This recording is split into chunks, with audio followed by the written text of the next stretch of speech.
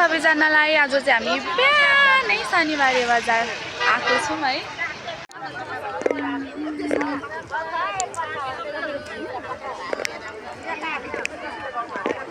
हामी चाहिँ यहाँ तरकारी किन्न अनि थोरै सामानहरू बेच्नको लागि आएको। शनिबार लाग्ने बजार फेरि शनिबारेमा श्रृङ्खला दिदीलाई पनि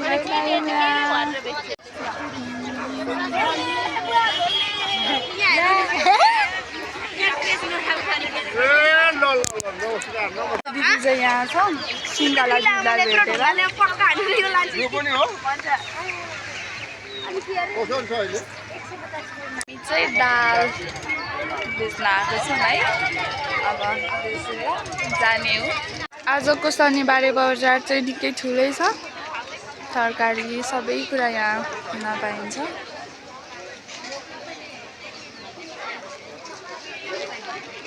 ल हेर्नुहुन्छ नि यहाँ तल छ।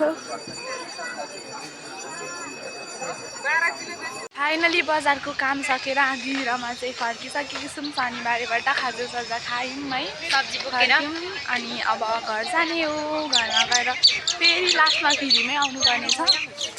अनि शनिबारेबाट फर्किनु लागेको धेरैजना हुनुहुन्छ है।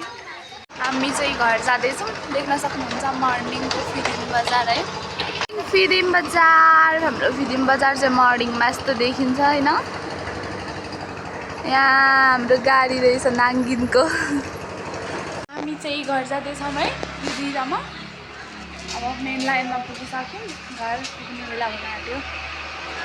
फाइनली हामी घर पनि पुगिसक्यौँ है। दिदी चाहिँ पुरा गर्मी भएर कम्मरमा बाँधेर हिँड्नुहुँदैछ। हामी घर पनि अर्को काम लागेको छ।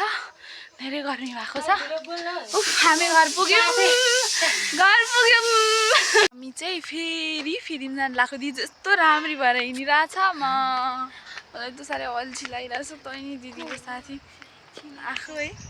अब फेरि बजार जाने अनि थोरै नगरपालिकामा काम छ, त्यो काम गरेर आउने। हामी चाहिँ नगरपालिका पुग्न आँट्यौँ। हस्पिटल पास्तर हस्पिटलमा आइपुगेको छौँ। अब माथि जाने है।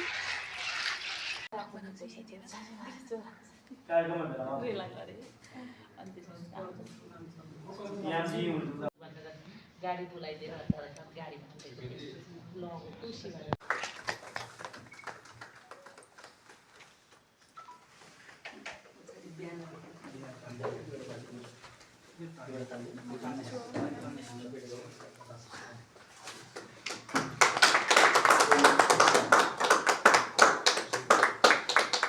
बस्न सक्छ, खान सक्छ। त्यस्तो त्यो कुराको आनन्द लिन आइरहेको हुन्छ। ट्रेकिङको कुरा हुनसक्छ।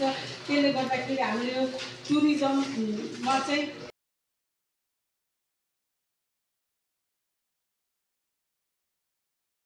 हामी चाहिँ घर हिँडेको। हामी चाहिँ आज बाटोमा पुग्यौँ। अब घर पुग्नुलाई त्यस्तै 10-15 मिनट लाग्छ। हामी चाहिँ बाटोमा छौँ। अब नि घर पुगेर अनि त्यस पछाडि गाली खान्छौँ।